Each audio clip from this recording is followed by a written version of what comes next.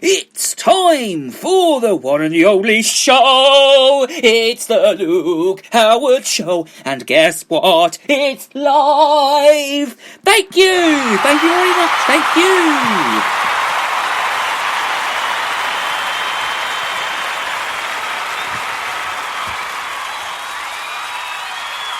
Oh, you're very kind. Morning. Guess what? It's the 1st of May. Friday the 1st of May. Pinch punch, Thursday of the month and all that nonsense, of course. Yes, of course. Happy 1st of May, everybody. So I hope you're enjoying it as much as I am. I'm off to see my uncle's new shop today, so that's going to be exciting. They're opening up a new shop, so we're going to pop down and just say hello. Obviously, because of everything's going on, we're not actually going to go near him. We're just going to pop by and just say hello. So we're not just going to go right in. But you know what it's all like. But anyway, April's over, May is here. Hope you're all well and having a great week, and I hope you're all at home staying safe, of course, and looking after yourselves. Hope everyone's well. Hope you had a great week, of course, as I just said. Got a great show lined up today, a really good show. Got some great music to be played, great stories in the papers that we're going to be talking about, and we're going to be talking about traffic on the roads. But first, I just want to do a big mention to a very special man, Captain Tom from Bedfordshire. Now, yesterday he celebrated his birthday, 101st. I think it was 101st birthday. Amazing. Piers Morgan's donated a lot of money to him.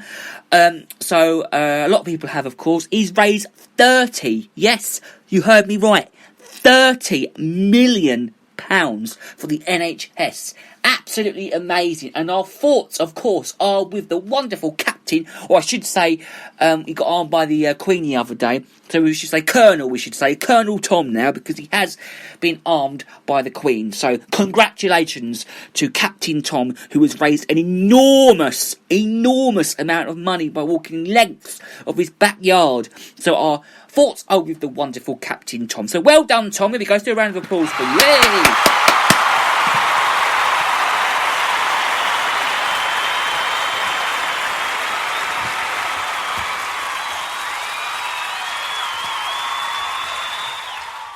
We had to do that, didn't we? Because, of course, it is a very big thing for him to do. So, well done, Captain Tom. You are well and truly incredible and amazing. And that, I think he's from Worston something. Can't remember the name of the village. It's in Bedfordshire. So, we didn't see the planes yesterday for his birthday. There was meant to be some planes flying over for it. But, couldn't see it. But, yeah, and of course we had the clap last night for the NHS as well. We did it as well. We all stood outside our house with our pots and pans and did our clapping as well. And I'm sure you did it, people out there as well.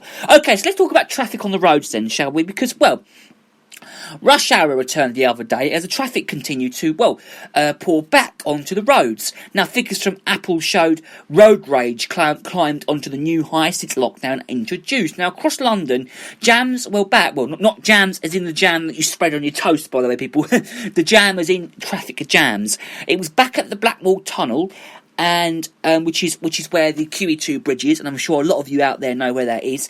And it's the A102 in Greenwich as well, and the A40 at Priverall. Now, queues were also being on the M4 at the Duchet in Berkshire, and the A14 near Cambridge, and the A127 in Essex, and the M6 at Walsall, and the Walsall, where's that? I don't know where that is. And the AA's Jack concerns that said that there has been a steady increase of around 10% week on week, and Chief Medical Officer Prof Chris Whitty confirmed a all-right rise has also added, and the great majority of people are honouring the lockdown as well. A lot of people, what can I just say though, a lot of people are staying at home and are not going on the roads unless if they really, really need to. If you need to, then do it.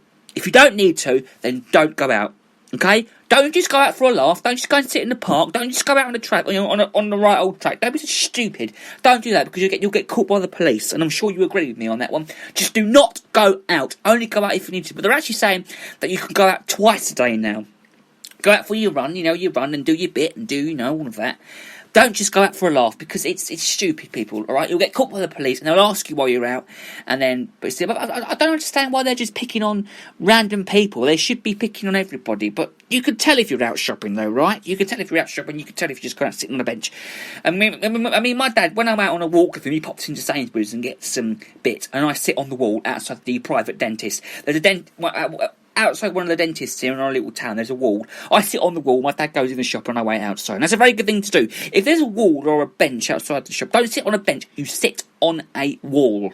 A wall's much better than sitting on a bench, to be honest with you, because that is what I do. Okay, so festival could be put back. Now we're talking local news because there up the road from here, just down the road in Standon, there's a little village called Standon and Puckeridge. Now, every year they host a big event called Standon Calling, and I know everyone out there knows what it is. Very, very famous. A lot of famous people go to it, and a lot of people go as well. So it's Standon Calling, and the popular Standon Calling festival may have been postponed until later in the year. Now I don't know whenabouts it's going to be, or it could be given until 2021. Now coronavirus and the lockdown into the UK have been in a number of other festivals around the country and have all been called off and delayed. So organisers of Standon Calling say that chances of the event at Standon, which is up the road from here near Pierce's Farm Shop, choices of event at Standon Lordship going ahead as planned on the weekend of July the 23rd and the 26th, but it's not going to happen now, obviously, because of all of this. So as it stands in the line, which government guidelines are, the festival remains scheduled to take place. Why would it take place? Because they've got all this going on. They shouldn't do it at all, to be honest with you. They shouldn't do it at all. So the festival remains scheduled to take place this summer, but organisers are, reviewing all options, and should circumstances change though? Do you think they really should? So okay, so I think it shouldn't go ahead because it's all of this going on at the moment, and they shouldn't be doing it. To be honest with you, they shouldn't be doing it at all. Just don't do it. Don't do it at all. Just do not do it. So one of the options is postponing until later in the summer. So in a statement released last week, Alex Trenchhead and the Standon Calling team said, in the spirit of open and frank decision at this appreciable time, we wanted to share our current thinking about, Standon Calling 2020 and to ask for your support and patience as we, carefully consider the future of the future of the event and the festival. So, as it stands, the absence of any descriptive government, Public Health England or local authority guidelines receiving further into the summer and festival currently remain scheduled to go ahead in July. Oh, God. So increasingly through the fields optimistic, we are currently reviewing, he said, all options and should be impossible to hold the festival in July, including postponing it to a later date in the summer, as well as returning for a big party in July 2021. So we want to assure you that in the event of the postponement, all tickets will be valued for the new festival date, and that we are incredibly grateful for your support. The letter also went on to talk about the cost implications in the future of the festival. But the team, they feel confident, but they will get through this. So another update on the festival is expected earlier next month. So we'll keep you updated, of course, about this, because it is a very serious topic about this, and we'll let you know if they're going to postpone it to a later date. I'm not sure about Christmas either, because they're actually saying the pubs are going to be shut to Christmas as well. So the pubs are shut. That's not going ahead either. So there you go. So Mark and Ray readers bring in 120k for fun. So this is another story now. And hundreds of loyal readers, they helped, didn't they? They helped Interval cyclist Mark Humus raise an astonishing £120,839 for the son's £1 million, would you believe, NHS appeal. So Mark and he's 79. Mark and 79 friends. Oh, no, he's not 79 years old. I got it wrong. Mark and 79 friends. They each rode 240 miles indoors on statistic bikes. More than 18,000 miles in total, and, equivalent in cycling around the globe in a day. So on Thursday last week, the 37-year-old and his team of riders, they set off, didn't they, at 4 a.m. in the morning. Why would you want to go at 4 a.m. in the morning? But I suppose it's a big thing to raise money for charity, so why not? And they completed the challenge in time for the last week's clap for the carers at 8 p.m, would you believe? They also asked you to join in. Yes, you, the public, our listeners out there, they asked you to join in with this. And of course, as many of the few miles as you could on a turbo bike, a spinner, a treadmill, a rowing machine, and donate £1 a mile.